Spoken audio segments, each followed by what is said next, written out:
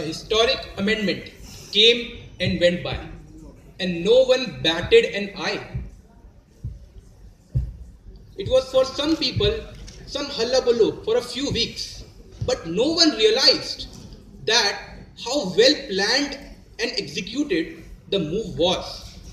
Yes, I am talking about the levy of 10% LTCG tax on the sale of listed equity shares.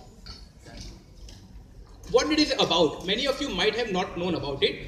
It was announced by our Finance Minister, Mr. Arun Jaitley, in the budget announcements on February 2018. From now on, from the financial year 18-19, the Section 1038 will no longer be available.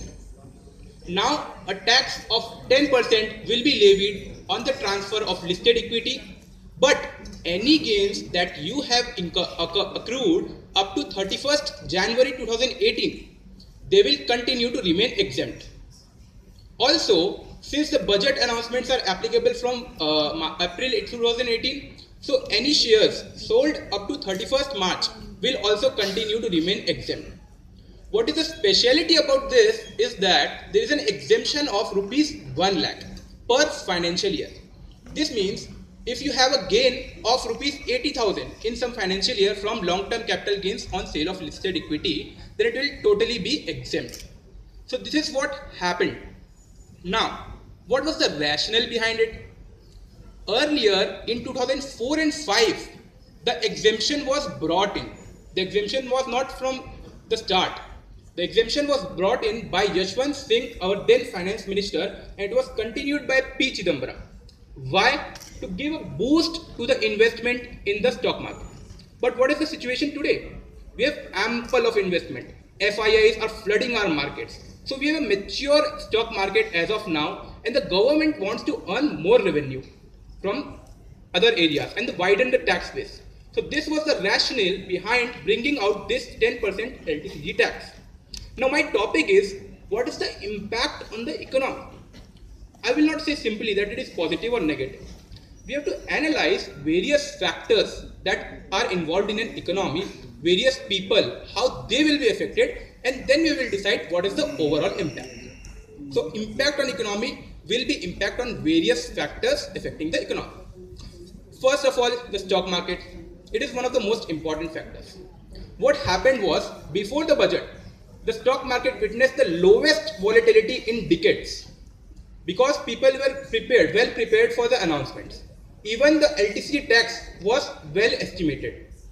So the markets tanked 800 points on the announcement day, and it continued to a downward trend for the next 2 to 3 months. But as of today, the markets are back up at almost the highest levels. So all the apprehensions of a big stock market crash were all proved false. So if we see as from a stock market perspective, the amendment is positive. What is the impact on investors? Now suppose you had a target of earning rupees 1 crore after 20 years. As before, the LTCG was exempt from tax, but now you will have to pay 10% tax on it. So the amount that you have to invest to earn the same rupees 1 crore will have to be increased. You have to increase your investment amount. So this is a negative impact on the investor. The amount that you have to increase will depend on your investment horizon. It will range from 10% to 25%. Next is the removal of distortions. This is one of the very big positive impacts that this amendment will bring. What happened earlier was, suppose you had rupees 10,000 to invest anywhere. Now your financial advisor was leaning towards always the equity shares. Why? Because he will lure you by saying that it is tax-free income. Even if there is a better return income source somewhere else, the tax-free part used to lure unnecessarily and sometimes even illogically. Now, since the equity shares will also be taxed, they have come in par with the bonds. Though the tax rate is different, but now everything will be taxed. So, now we will witness more inflows in bonds and other investment avenues too, which were till now ignored. This distortion, which was only due to the tax treatment, will now be removed to a certain extent. Next, the fiscal considerations. as I said in the beginning, that now the government wants to widen the tax base. Who earns the LTCG? The big corporates earn a major chunk of it, and exempting them from tax was a foolishness. So, also India's tax to GDP ratio is one of the lowest in the world. It is only 10.5%. So, to widen the tax base and to ensure parity in the tax treatment, the amendment was brought in. Revive original investment. Now, this is one interesting point. Suppose you have 1 crore to invest anywhere. You have to earn money on that. You are given two options: open up a factory or invest in the stock market. What happened was, since the stock market was exempt, the returns from investing in the stock market exceeded the returns from setting up an actual factory and producing actual goods. So this brought about a distortion, and original investments were reducing day by day. Now, since the tax will be levied, this distortion will be removed and corporates would be motivated to invest in real goods and services manufacturing sector. Next point is investment decisions. Another important point. Earlier, what happened was, suppose you are holding an investment for 8 months. You have earned a substantial notional profit on it, but you are continuing to hold it because you want to earn the LTCG exemption. You are willing to take the risk that the stock might go down within the next 4 months. This happened, many people suffered loss, and there was a tendency to hold the stocks only due to the tax treatment. Now investment decisions will be more tax neutral. Why? Because the difference between LTCG and STCG is only 5% now. STCG is charged under 111A at 15% and now LTCG at 10%. So now decisions will be more tax neutral, and also this will increase the volatility because people will not fear from selling the stocks to earn the profits only due to the tax treatment. This is one of the positive impacts. More volatility does not necessarily mean that it is a negative impact.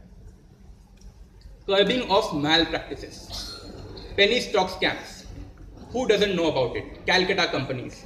One of the important factors in this scheme used to be that the LTCG is exempt. But now, since the 10% tax has been brought about, there will be this alone would not curb the malpractice, but it will serve as a huge disincentive to this malpractice. Another round tripping of funds. Earlier, what happened was the FIIs or the foreign investors used to round trip their funds from Mauritius and other countries which were tax havens. They had the double taxation avoidance agreements with India. So what happened was, suppose some transaction is taxable in India, but since it is coming from Mauritius, it will be exempt. Now the treaty has been amended and this route has been closed. Another people are trying to find is France and Netherlands.